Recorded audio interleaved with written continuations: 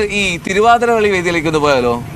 ഈ തിരുവാതിര കളി വേദിയിൽ ശരിക്കും പറഞ്ഞാൽ അത് ജയന്റെ പേരിലുള്ള ജയൻ സ്മൃതിയാണ് അല്ലെ?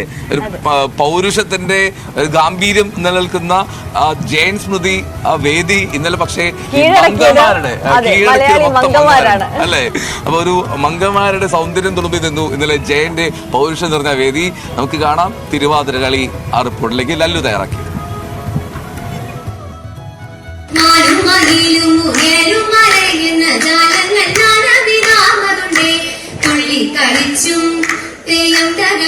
ധനുമാസ തിരുവാതിര വന്നുപോയിട്ട് ദിവസങ്ങളെ ആയിട്ടുള്ളൂ. അതോ തിരുവാതിര പോകാൻ മടിച്ചു നിൽക്കുകയാണോ? എവിടെ തിരിഞ്ഞൊന്ന് നോക്കിയാലും അവിടെല്ലാം നിറയുകയാണ് തിരുവാതിര ചന്തം. കണ്ണെഴുതി പൊട്ടുതൊട്ട് ദശപുഷ്പം ചൂടി തിരുവാതിര ലഹരി വേദിയും കടന്ന് പടരുകയാണ്. ഞങ്ങള് അവിടെ അടുത്ത് വായനശാലകളൊക്കെ ഉണ്ട്. അപ്പൊ അതിന്റെ ആഘോഷത്തിലൊക്കെ പോയിട്ടുണ്ട്, കളിച്ചിട്ടുണ്ട്. അങ്ങനെ ശീലമുണ്ട്. ഞങ്ങളുടെ നാട്ടിൽ തിരുവാതിര ഇങ്ങനെ വരുന്നുണ്ട്, എല്ലാ കൊല്ലം ആഘോഷിക്കാറൊക്കെ ഉണ്ട്.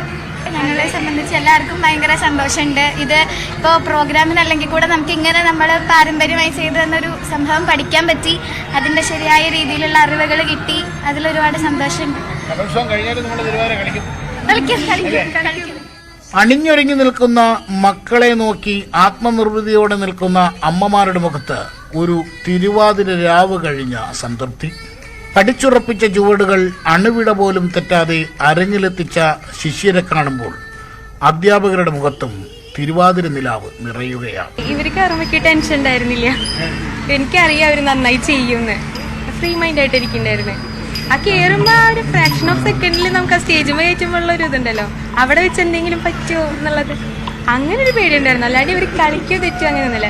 നല്ല കുട്ടികളാ, പറഞ്ഞ പോലെ ചെയ്യും. കുട്ടികൾ ഇങ്ങനെ കുമ്മിയടിക്കുമ്പോൾ ഈ മണ്ണ് വിട്ട് തിരുവാതിര എങ്ങോട്ട് പോകാൻ? കലോത്സവ വേദിയിൽ നിന്നും ക്യാമറമാൻ ഷിജു ചവറയ്ക്കൊപ്പം എസ് ലല്ലു, ന്യൂസ് 18.